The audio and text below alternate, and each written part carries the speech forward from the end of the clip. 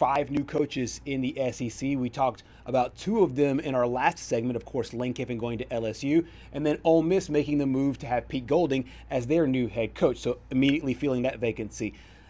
One of the jobs that I think one of the places that a lot of people were thinking with Lane, if he left Ole Miss, is either LSU or Florida. Florida hires their guy in Jon Sumrall, and a guy that he has had a fast track to the SEC. Oh, yeah, he has. Very, very quickly. Of course, he started his coaching career at Kentucky, went in and around college football, was at Troy University as a head coach, then at Tulane, where you see right here, and then now the head coach of the Florida Gators. What do you make of this fit? Well, I think that fast track is because he just wins wherever he goes. Yeah. I mean, this is probably one of the fastest paths to, starting at Troy. He was there for 2 years, and then this was his second year at Tulane, and he's already in the SEC at Florida. That's right. So I right. mean, it's just we kind of saw this one coming a little bit because Florida was waiting. As you mentioned, the first domino to fall was Lane Kiffin, Mm-hmm. but Florida was sensing that maybe he isn't gonna return our calls, maybe he isn't as interested as we originally thought he was. Right. So then they pivot to Jon Sumrall.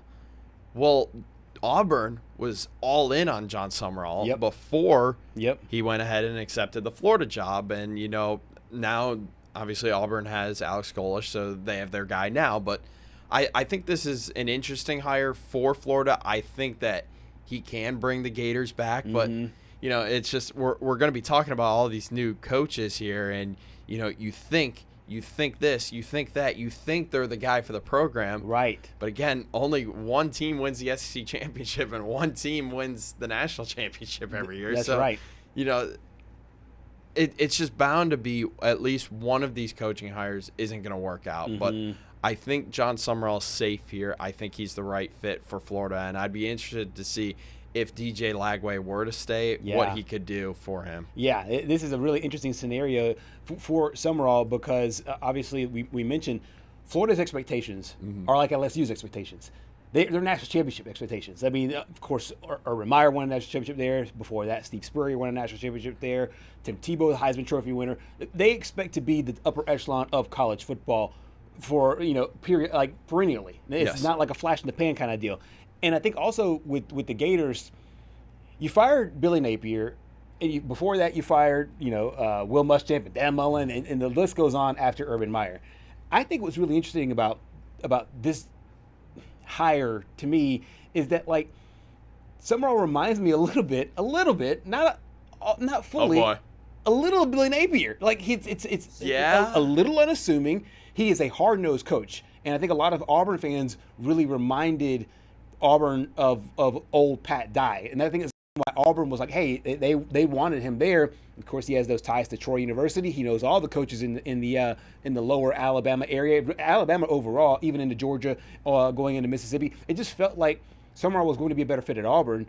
But now he goes over to Florida, and Florida has those high expectations. I'm interested to know just your casual Florida fan how they feel about this, because it's not like, we'll talk Alex Golesh in a little bit. It's not like Alex Golesh who comes in and what he is, high-powered offense. They're going to run the football, and it's cream of the crop. Yeah.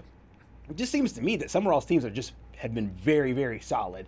Always a contention for a conference championship, and I wonder if that could parlay to a national championship with their expectations. Yeah, I mean, he was definitely able to unlock a former P4 quarterback in Jake Retzlaff this year. Right. Obviously, the off-the-field stuff with BYU led to him entering the transfer portal, but I think for Florida, this was probably your best B option. I mean, your A option didn't really. It was going to be Lane. Yeah. But this one, he's a little bit cheaper, coming in at $7.5 million per year, 6 years.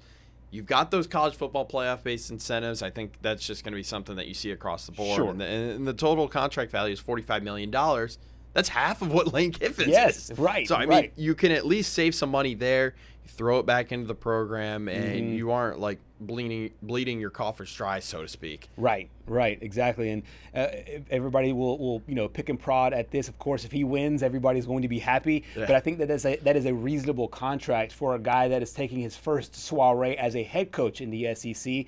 With all the coaches that we're talking about, at least they have some time in and around the Southeastern Conference. Of course, he started at Kentucky.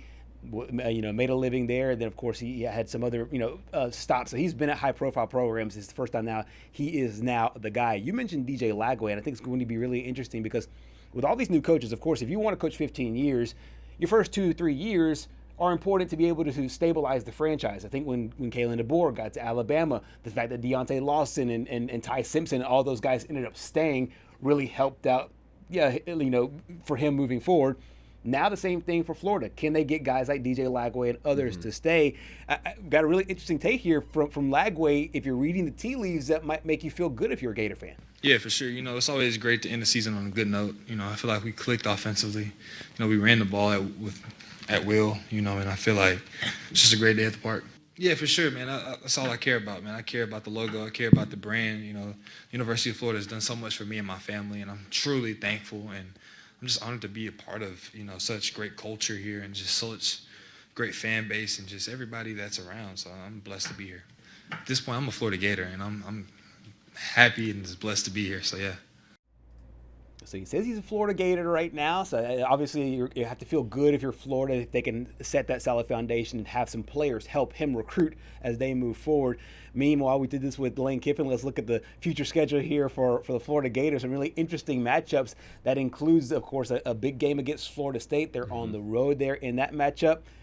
And then he's got a chance to face the Ole Miss Rebels, which obviously they had a really interesting scenario. They go to Texas and the world's largest outdoor cocktail party this year at Mercedes-Benz. Yeah, and this year's game in the Benz was a little bit of a dud. But, yeah. I mean, we've had so many coaching changes that we'll get to all the games tomorrow because it kind of overshadows the great slate of games that we had this weekend. And, right. It's a little bit unfortunate, but I mean, 3 days in and around the SEC? I mean, it's just been arguably one of the craziest 3 days in recent memory. But, no question. And I can't wait to dive into this with our first guest today.